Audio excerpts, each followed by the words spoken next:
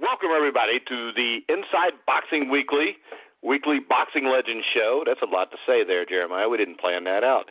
Brought to you by Gridiron Mo. You can check them out at www.gridironmo.com. And also Replenishing Care Technology, so make sure you go check both of those out. I'm your host for the Boxing Legends Show, Mike Goodpaster. Right now, I would like to welcome in my co-host, Jeremiah Preisser. Good evening, everyone. Excited to be on. Always excited to be on. Let's talk some boxing. All right, our guest this week on the Legends Show, former lightweight champion of the world, Livingstone Bramble. How you doing, Mr. Bramble? I'm doing pretty good. I'm just can't wait to get it going. All right, here we go. Let's go ahead and start. I know you're from St. Kitts, and was it Nevis, a dual island nation in the Caribbean? What was it like growing up there, and what exactly got you into boxing? Well, I did put on gloves in St. Kitts before I came to the Virgin Islands, but it wasn't much boxing in St. Kitts for me, but there was guys that would leave St. Kitts and go to England because we all were British, so we all could have participated in boxing to England. I just came to America because my family came to America, and I came right after my family. That was early, maybe 70, 69, 70. That's when I came to America, and, you know, it was tough. Coming out in New Jersey and Passaic, you know, it was very tough. But those fighters from the Golden Gloves and Nationals, they always have a good stock, and I cleaned it all up. And, you know, I had a good trainer. I had not a good, but great trainer. And he took me to it, but it wasn't easy. Back in those days, it was tough, but I listened to my trainer, and that's how I did good. Jersey was very good for me. I did very well in Jersey and went on and did good in the Nationals. So I felt I got kind of lucky by being placed in New Jersey. That's a good boxing town. Yeah, and unfortunately, you didn't get to compete in the Olympics because of the boycott. Was that upsetting for you? Hey, it was upsetting, but comparing to me fighting in the Nationals, you know, replacing that, it was almost the same thing. You fight in the Nationals, it was almost the same like we fought the Olympics.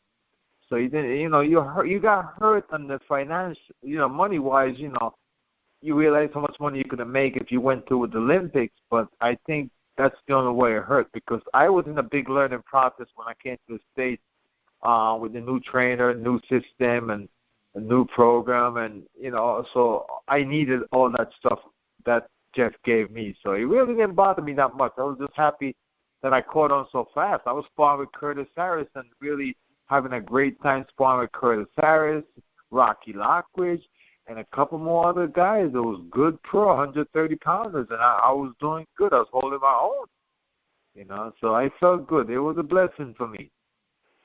Now, you moved your way up through the ranks, winning all but one of your fights. Your fight with Raphael Williams helped you get the shot against Ray Boom Boom Mancini. Raphael Williams, that was murder, man. That was what do you recall of the Williams fight outside of the murder you committed that night? And were you surprised that Mancini chose to take you on, given guys like Pryor and Camacho were chomping at the bit to make the big money with him? I know that I've talked to Mancini a couple times. He's going to be on the show hopefully here in the next couple of weeks. But he said since you were the mandatory, he didn't want to lose his title. But that's why he wanted to fight you. So I know not many people really gave you much of a chance against him. But what do you recall about the Raphael Williams fight? Raphael Williams was very tough. He fought a lot like Pedosia, but he was very strong. He's very strong. He hurt me a couple of times, but I wanted the title, so you had to put me down and let me stay down to beat me. But he was tough. He was very tough, very unorthodox, and I felt once I went to him, there's nobody going to stop me. I saw what Ray had. I respect Ray. I think the problem with a lot of the other fighters who was coming up in my era, they would have never given Ray the respect that I gave him. I gave him the respect to have good stamina, had a decent punch, and don't let him land a body shot. So I kind of gave him a big respect, which some of the other guys are surprised when I'm telling them, hey, I respect that man. That guy used to attack the body like heaven. He used to go to the body, and, you know, he'll wear you down. And once he wear you down, there's no coming back. So Ray had that. A couple people took it away from him, but Ray definitely had that, and I respect that, and it helped me to beat him a lot easier. Yeah, and I can tell during the fight with Mancini, you know, the first go-round, you really focused on his body punching. I mean, he kept trying to go to your liver with the left hook, but you kept catching it with your elbow all the time, and then you would throw that uppercut to prevent him from doing it. Was that part of the strategy going in? I see that Ray, the only way he's going to beat me, the only possible way he's going to beat me, if he got body shot in. So my thing was not to let him land no body shot. You know what Ray said in that book that come out, the Ring magazine, with, you know, telling who's the best fighter, toughest fighter? He says, I had I think the best defense, but he said he couldn't land no body shot. But the commentators give him a lot of body shots during the fight. Oh, good shot to the body. Ray didn't land no body shot. He'll tell you right in that book. I got both of those books with me. Okay, he didn't land no body shot. Ray said he thought my arms was way down there, but that's what happened. I would not let him land no body shot, and people don't realize that. You look at the fight and you will see, because Ray even said it. He couldn't land no body shot. I was surprised at him, but he did say it, and he did give me most defensive fighter. I think he gave me best defensive fighter. Yeah, now some people believe that you psyched Ray out with some of your eccentric pre-fight tactics. I mean, you had the whole voodoo doll, the witch doctor, and other stuff. Do you think there's any truth to that? It wasn't really no concrete thing to it. It was more like a gimmick instead of something real serious. It was more like a gimmick because I know Ray was ready. Ray came out fighting. He came out fighting, and you can look at the tape. He came out fighting, but like I said, I was more prepared than he was. I was a lot more prepared than Ray was. I would not panic. I would not overthrow my punches when I heard him. I took my time. I was very patient, and I was in great condition. And in that night, I had more spaghetti in my system than Mr. Italiano. Yeah, truth is truth. Truth is truth. It is true, absolutely. I mean, and he claimed that he was overtrained in the first fight and he was going in with just about nothing. But when you watch the fight, I mean, he threw a lot of punches. Thank you. He tried to overwhelm you with volume, but, even when he apparently trained, to condition, you still beat him in the second fight. Well, the second fight, I was totally drained out. I had problem making the weight. But nobody knew this. I was totally drained out. And then my shoes were slipping all night. That's the thing you guys got to capitalize on that. Look at Bramble's shoes slipping all night. They screwed me on the shoes. They got me leather bottoms, so I was swimming like a duck all night. The worst experience anybody on the earth could go through in the ring. Anybody. Like I was, you guys didn't notice it, man. I had to be careful, but just look at me. I am slipping all night. They got me good. Do whatever. Whoever got me those shoes, they got me really good, man. Yeah, and the impressive thing about those fights were, you beat Mancini when he was one of the cash cows in boxing. So, that not just the shoes, you had to overcome a lot of stuff to beat him. Oh, yeah, because Ray, he brought the sport some light around that time when he was doing those fights in Ohio. I like I said, I respect the man a lot more than he think I respect him. But I just can't go let him know because then they think you're crying to him or you're begging for mercy. No, I'm not begging for mercy, so I had to handle my bad role as he handled his good role. We both had to compete, but, my bad role was made perfectly for me, and I handled it well. And I think we both did a good job. He might not accept that, but I think we both did a good job because he did his part and I did my part. Are you and Ray friends now? Oh no, that's never gonna happen. Well,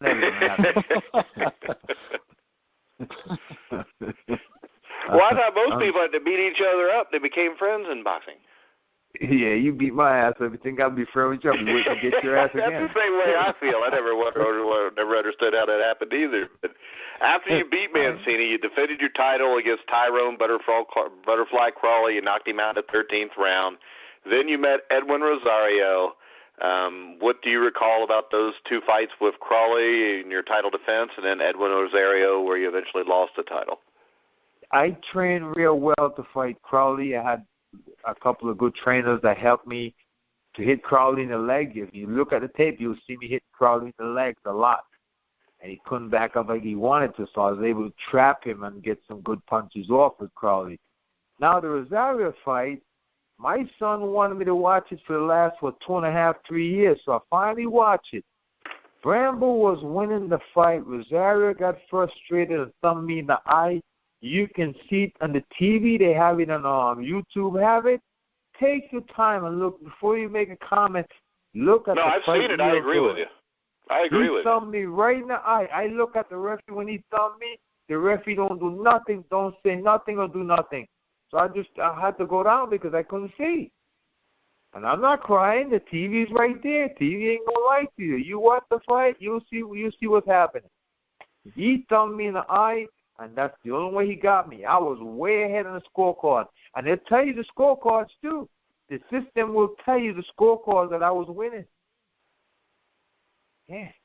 And my son begged me to watch it, and I finally watched it this year. What took you so long? You just didn't want to watch it again?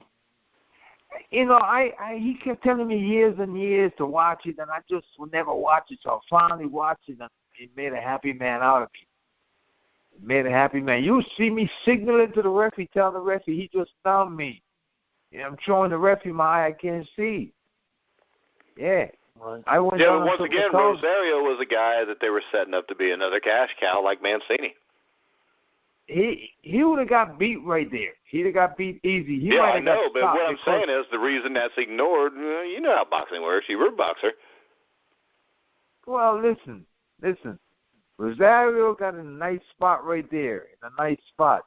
But he would have got beat. He would have got beat. If he didn't thumb me the way he did, he would have got beat. I never really been thumbed. That's the first and only time. Well, Kenny Bogner thumbed me. Kenny Bogner gave me a couple of thumbs in my eye, and after I got back to him, then he started respecting it. But that was a good thumb by him, man. That was a real good thumb. Rosario did, and he was getting beat. You can't take that. You can't hide that. The scorecards are there. Bramble was beating him. And you look at the tape and you read stuff. I never got bitter. I just know that I wasn't in my territory, and the whole world was against me. That's the way I feel, because Ray was really popular. So I really didn't feel that bad. I felt that, he did it, and, it was a professional thing that he did. It's just like Roger Mayweather. He hired a girl to chase me down before the fight. I never expect that would happen, but, that kind of happened, You can't, I couldn't believe it, but it was true. Roger had this girl chase me down, man. Chase me down. Yep. She admitted to me, Roger sent me to chase you down. Yeah. I never thought that would happen, but it does happen, so maybe he didn't have the confidence that he could beat me, so he wanted a little bit more. Well, you should have mentioned that in that ring article that you, the best I ever faced. You should have had them You should have had them add an extra category, best thumbs, and then you could have put Rosario in there. Anyways, after the Rosario bout, you unfortunately never got another chance at the world title, but you fought a ton of good fighters.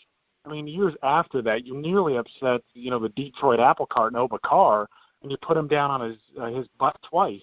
What do you remember of that fight? Oh, I caught Obakar with those punches, and those were real good, solid punches. And, he fought good because he got away. He found ways to get away from me, all kind of different ways he found to get away from me, and he made distance, and that's how he won the fight. But, I was really in good shape. I was in great shape, really, really good shape. And, he got a chance to move and tie up and that kind of stuff, and he did it, Yeah, he did it, and he got away with it. But I thought I really won that fight going backwards. All right, so we read your choices of the best you faced. The two men that stood out to me were Buddy McGirt and Kostya Tszyu. McGirt was crafty as hell, didn't really get enough credit for how good he was. What made him so difficult to fight? Well, if you look at the tape real good, you'll see Buddy will throw 4, 5, 6 punches, and I cover my face up, and by the time I take my hand from my face, he's on the other side of the ring. And he did that shit over and over and over. He did it 4 times. I'm like, yeah, he's going to stop now. The bastard will come out and do it another 6 more times again. Then he do it again and again. I was going crazy. That little bastard just kept doing it. He was throwing my punches. They won't land. And I'm like, they're not even landing, you know. And I'm like, boom, he's gone. He's gone, man. That was a nice trick he came in for me with that fight. Very nice. And nobody helped me, you know. And even George Foreman was telling me that, too. Nobody wouldn't tell you when to pick it up and when not to pick it up. So that was kind of tough for me. Yeah, you can't really do everything in that ring. You really need a trainer. A trainer usually really can help you out there. But I didn't have that. I just didn't have that, you know. Yeah, well, it's even harder against a guy like McGirt, who, I mean, he even gave Pernell Whitaker a tough test. But I didn't thought McGirt was going to be that difficult on the smart end. I think he was going to just try to use his quick jab and some power and a combination behind it. But McGirt was very smart because I did hurt him a couple of times, though. Oh, you look at the tape, you see me hurt him a couple of times. Hurt him good, too. Very, very good. And he'll tell you that in public, too. He's not a screw. He'll tell you straight out, yeah, oh, he hurt me. He'll tell you all about my power. Yeah, you heard a lot of guys with that right hand. Huh? No, I said you heard a lot of guys with that right hand. Hey, man, there's a lot of them, but, you know, the game is long. I'm happy that I could still walk straight and do a lot of things that I've been doing. I'm happy. Now, the next thing I'm going to try to do, I think within another 2 years or so, I'm going to try to make sure when a fighter gets paid, a portion of his money goes towards his retirement account. That's all I want to do. I want to get that part going so they could feel like I do when they retire. They don't have to wait to beg or do nothing. They could. Yes, aren't you doing something with Ruben Castillo towards that end? Not really. We haven't really talked about that. He wanted. Okay, because Ruben has brought that up to us too before when he was on the show. So I didn't know if you guys were talking about it together or if this was just separately. But yeah, there's something that needs to be done. I think there needs to be a national commission overseeing boxing because you get a lot of states like Indiana, Kentucky, where they have a professional fight. They don't even have an ambulance at the arena when they're doing it. Listen, forget the ambulance. Why do the American fighters make $2 million and I made 1.2 and they don't have a penny in their pocket? Yeah. That's all I want to know. Why the American fighters got $2 million? Some of them got a lot more too. $2 million, got 1.2. They don't have a penny in their pocket. That's not nice. Everybody in England finished with money in their pocket. Right. Well, why do you think that is? Because I know a lot of boxers, a lot of athletes in general, when they get money, you know, they're materialistic. You know, they go out and buy themselves a big house, a nice car, on and on. Yeah. And I know you know, you're a Rastafarian, and you know, I thought that there's this live off the land principle that kind of goes with it. I mean, is that part of the reason why you were able to save money, or what do you think it is? I think because of my religion and my culture, that's why I did it, you know. But I didn't like just get up with some smart idea and started doing it. But I listened to these guys. I opened my company. My money goes right to my company. I got a check for $605 every week, and that's it. My wife got a check. My sister got a check for helping with the paperwork, and that's it. When I retire, everything was there. Instead of they give me disability, don't give me disability, they go towards my retirement money. That's exactly what they did. Yeah. So I'm if nothing else, I think it'll be helpful if we could help those fighters from 4-rounders and really get them in the groove of doing what they have to do, realizing that that's the money I'm going to need when I get retired. We need to put that because we losing a lot of fighters like that. Some of them going crazy, killing themselves, you know.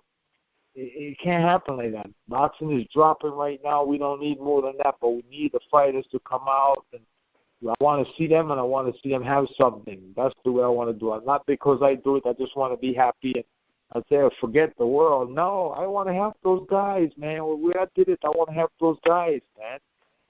If we could just sit back with those guys and let them know, we're not touching your money. You got your own money there. You're going to do it yourself, you know. And I think that's a part of the sport that we need to really put together for the guys, because if not, we can just watch these guys making money and blowing it the next couple months or whatever time it takes them. They're going to blow that money. I think we need to look at that real good.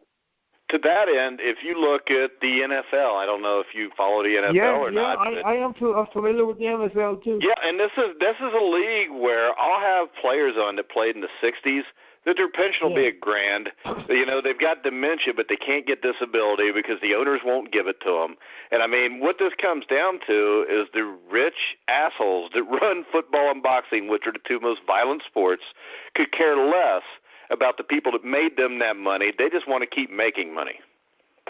You know, that's true too, but I think if a couple of the guys would only do half of the stuff that I did, they're going to end up with something in their pocket.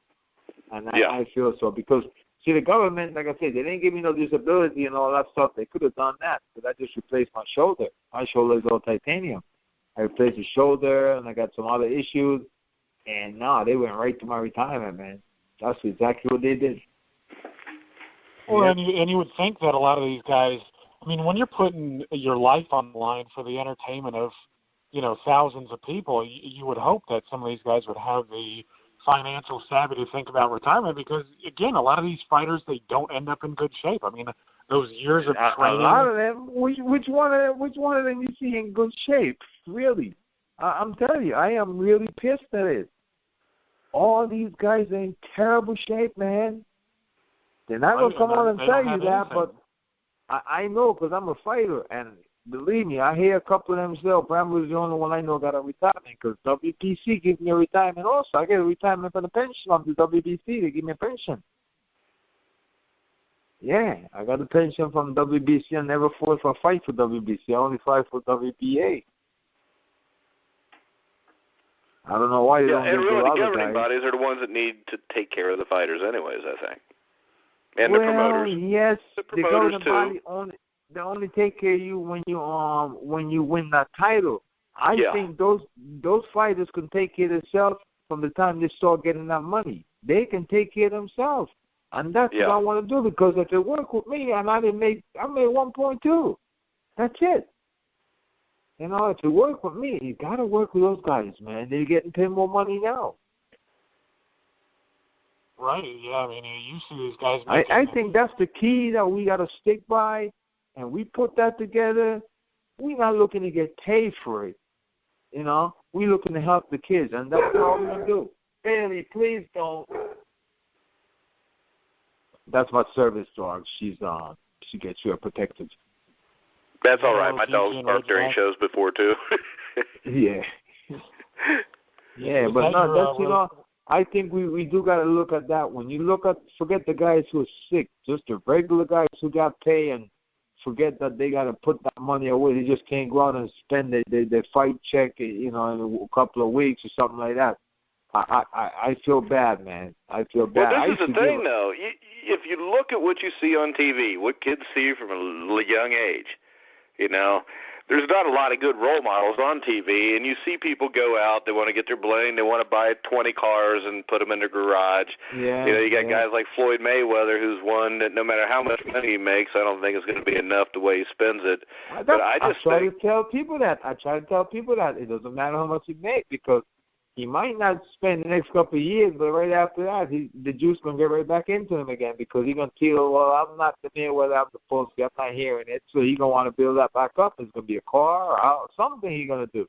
He's got to have the flash all the time. You got to have the flash. Yeah. Right, and he's setting the precedent for that. I mean, it's not this example that's being said that, oh, you need to be smart with your money and put it in a mutual fund. It's going to accumulate interest or whatever. It's this materialistic culture, and a lot of these say he's putting somebody's trying to tell me that he's putting stuff away, but the spending that you visibly see him doing, that's just enough to really drag $100,000 down to maybe that's only $15,000. This is, you know, I think that's what's happening, but. Yeah, and maybe it's all show for his image, but I don't think it is. No. I think he's spending legitimate money, and I think he's going to have a fall because money's not coming back like that. Yeah, who needs an $8 million house with, 14 bedrooms and 16 bathrooms? Wow. You know, I mean, we've seen guys do that before. I mean, we've seen a couple of heavyweights I'm not going to name make around $300 million and end up broke. Yes, they was going on with the heavyweights for a while, man. That was kind of dirty, but they kept blaming poor Don King, and I told Don King twice. I left him twice. Don King always advanced you that money, but he wanted it back. He takes it out your check. He's supposed to. And a lot of those guys turn that and make that into some. I mean, he might have did some bad stuff too, but when they come with the money and he's advancing your money when you're in training camp, I know he did that all the time, man. The guys will get the money and they still want to get it back after they use it up. Yeah. I kind of keep it low. I kind of kept it low with me and just, really just dealt with a couple people only, man, because the game is a tough game. But it's a lovely game for guys like me that come out of a Hurricane Donna and, very slow and, oh, geez. If I explain to you guys how I come up, man, well, I'm telling you, boxing was me. When the Lord gave me boxing, that's the best thing could have happened to me, man. I was slow. I was born in Hurricane Donna. A week later, I turned purple and stopped breathing. My mother called me dummy all the way till about a week ago. She still called me dummy. I said, no, this got to stop. I'm not a dummy no more. But I was very slow coming up because of the hurricane. It's very slow. Remember, I'm not going to no hospital. I'm just in the country, and that's it. Born in the country, and I'm out there, I get taken care of, and that's it. It wasn't like going to the hospital. So when I came to the U.S., I was already kind of slow, and that's why I really got into boxing, because I could never tell a joke that people are making. I'm always by myself because I couldn't understand what the joke was. I could never put it together. Yeah, so it was tough for me, and I know it's our sport, and there's got to be a couple numbers of guys that's in the sport the same way like I got in there. I really legitimately got in there because I think the Lord gave me something to do. I was too short for basketball, but I played good. But when he gave me boxing, I studied it real good, and I was really patient with our trainers and respecting them, and I respect them a whole lot, and I think that's why he got my skill the way it was. It was a special skill to me. Look at my jab. I don't know, nobody got a hard jab like mine. Not one person. I win a lot of fights just with that jab, busting them up with that jab, just with that left jab. I was able to switch lefty. And when I switched lefty, I had power. I just didn't tap you around like those guys did. My Hardler did it, but he didn't have no power when he switched. When I switch, I devastate you. I really chew you up, man. And all of that I create on my own because I know Ray could not fight southpaws. Yeah, and didn't Duva claim that he told you to turn southpaw? He tried to claim. It, but you hear the commentators when he says, we tell him when to switch a minute and a half. Nobody did that. That was all me. I know when to switch a minute and a half. I would always switch, but guess what? When they went and asked Tommy Parks for doing the fight, Tommy Parks said I would do good if I didn't show up. That's why he was fired. And I hired my amateur trainer for the rematch. They ain't give me no chance, man. Look at them shoes they had me fighting them, man. You look at that tape and you really come to life with what I'm telling you. Look at them shoes. Look at me slipping all night. Yeah, them shoes are in the Hall of Fame. Yeah. Slipping all night. I couldn't believe it, but that's the game they played, man. They didn't care about me. Go ahead. Sorry about that. They didn't care about me because if they promoted Ray going to generate more money. I already know that. That's just the business.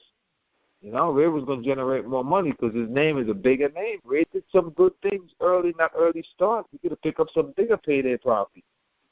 Yeah, Ray was doing some good things for the sports, man. Yeah, so we knew you grew up in New Jersey. Was it Garfield, New Jersey? I grew up in between Garfield and Passaic. All right, because we've got a writer, John Einreinhofer, who's actually dad and grandpa both grew up there, and he wanted us to ask you what it was like living in that area.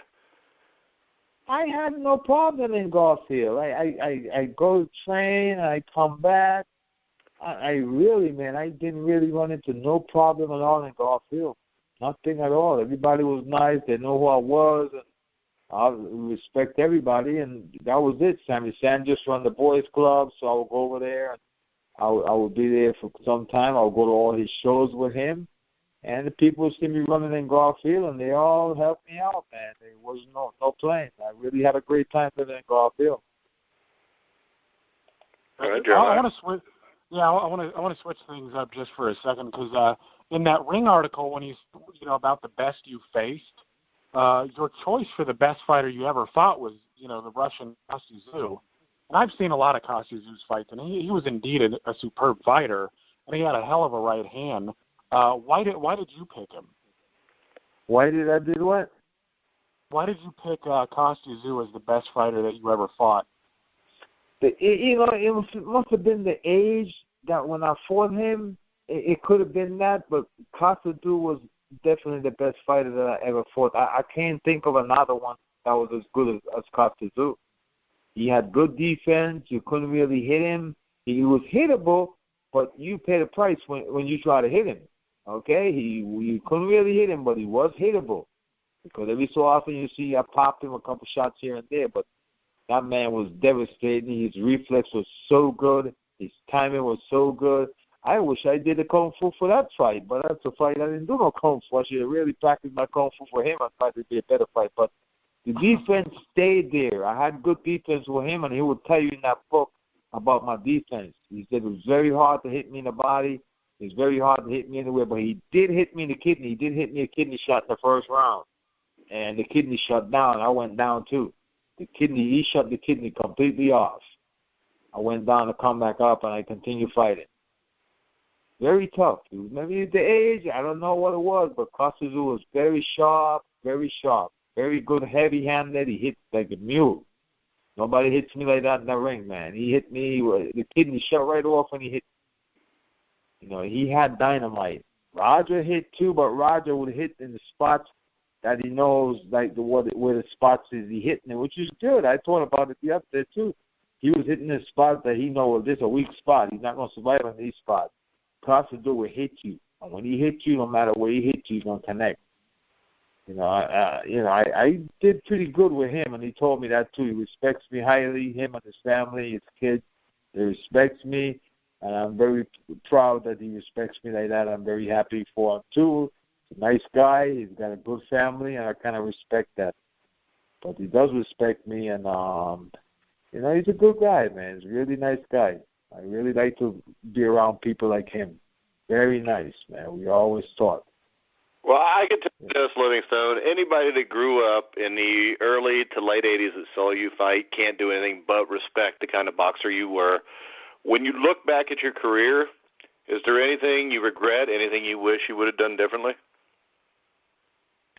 Well, I couldn't go against my trainer, but I could have used my legs a little differently and be a little more flashy, but my trainer was not into that because he come from way back, he from way back in the days, so I couldn't adapt to that. But we could have put a little more flash in there, and it might have helped us a little more. But, I got what I wanted from Jeff West, and it doesn't bring me everything in the sport, but it gave me a lot of knowledge in the game, and he surely took me a long way and explained all the old stuff to me, and that's the kind of way I like it. And, I'm old school, and I'm happy for that. But don't be shocked. When I go either Europe or UK to train, you're going to see me the champion. You will see me the champion. All right. I've got a question about an article that I saw written by Brian what is his name? Brian DeBrazio? DeBrazio. Yes, correct. Yeah, and I saw at the bottom of the article that he was writing a book, I believe a biography on your life, and when I look on Amazon and stuff, I see it's available. What he did, he couldn't publish that book here in America, so he went to Canada and then went to Amazon or something like that and put it through there. Okay, yeah, I only saw it in audio. Will it be published in physical form? If what? Is it going to be published in a physical form, a book or something? No, it's going to come out just on the computer. Oh, okay. Just on the computer. But Colleen Aycock going to be writing my book. She's a very good writer. She did Joe Gann's story. The Joe Gann story. She did the Joe Gann story. She's going to come up with a book with me because we have stuff that, a lot of articles written over me over the couple of years. So he picked a lot of information up. Then he would write some stuff, and I would say, hey, this stuff is wrong. and he would never change it. So I said, forget it, and that's what he got right there. He just got stuff that's not correct and stuff that he picked up from the old magazines over the years. He done that. Anybody could have really done that, and that's what he did. But because the first one out there, it looks like that's the only one out there to me. But we have stuff going to drive you guys crazy when you read about it, man. Well, you got to promise us this. When the book comes out, you send us the book, and then you do an interview with us, and we'll talk about everything in the book if you want. No problem. Like I said, we're gonna get it. I'm just waiting for Colleen to put it together, and that's going to be a real book, man. So that's something that's going to be out this year, or is it a little bit more in the future? I think it's going to be a little bit more in the future because it's going to give me a little time to really put it all together, go home, and that type of stuff. But we're going to put this book together, and that's going to be a real boxing book from a guy who comes from the Hurricane. You know, you got to really look at me just coming from the Hurricane. That's why I'm boxing, because I got sick from the Hurricane. And once I got boxing, you know, it brought me along in my life. It gave me something that really was like gold, you know. I really had, and I believe in that, and I believe it, and I think that's just the way it was. I was tough. I wasn't easy to learn in school. I didn't have no help. My parents didn't know how to handle my sickness, so I was just retarded all the way, man. You know, and it showed in school, and it showed with my friends too. I could always remember. They all remember. They know what the joke was, but not me. And that's, you know, I fight. That's the battle I had. Well, Livingstone, it was an absolute honor to have you on the show tonight. We'd love to have you back again, especially after you get your book out, and maybe even if we got a big fight coming up in the future, maybe we'll have you on to help preview the fight if you're interested. No problem. I'll do that anytime. I like to do that, and once you let me know time ahead so I can study the guys so we can really have something to go on and be the best at what we're doing at that night, I have no problem. All right, Jeremiah, you got any final words for Livingstone? Livingstone, I'm happy to have you here. You put forth the blood, sweat, and tears to entertain many, many people, and Mike and I both have got a lot of respect for you. And again, thank you for being on the show. I enjoy boxing. That's me. I love it. And thank you very much, sir. Thank you, Livingstone. Okay, one love, man. All right. All right, guys, that was Livingstone Bramble, former lightweight champion of the world. We're going to go ahead and wrap up the Legend Show for tonight. Make sure you check out the Inside Boxing Weekly show every week where we preview and look back at the fights from the week before. Jeremiah, any closing comments? No. Oh, okay. You guys did. No, go ahead. If you want to make the closing statement, Bramble, go ahead. No. I'll just say no. I'm fine. I'm good. I'll save it for next time. That's good, man. Don't worry. We're gonna have a ball the next time. I'll put it together. Most definitely. Go ahead, Jeremiah. You know, I just want to say that again, I'm happy to have a guy like Livingstone Bramble on. This is a guy who, you know, gave entertainment to lots of us, especially those who grew up, you know, contemporaries, guys who grew up in the 80s, put it on the line against a lot of top-notchers, a man who certainly earned his respect in the boxing world. Again, I'd love to have him back on the show, and I'm happy to be on this show. Well, I can tell you this, and I know Livingstone, you're still on there, but I watched this fight. I live in Indiana, all right, middle of nowhere, and I remember when they showed you and Mancini the first time. Of course, I was a huge Mancini fan because I was from the Midwest, and Mancini was the big thing. Never heard of you before. But the one thing that stuck in my head was this. I had never even heard of Bob Marley before, Livingstone, and you came out the Buffalo Soldier, and like a week later I had a cassette. It was sold out in New York, man. It was sold out in New York. Yeah, I remember I put that in the car stereo, and my mom goes, "What is that?"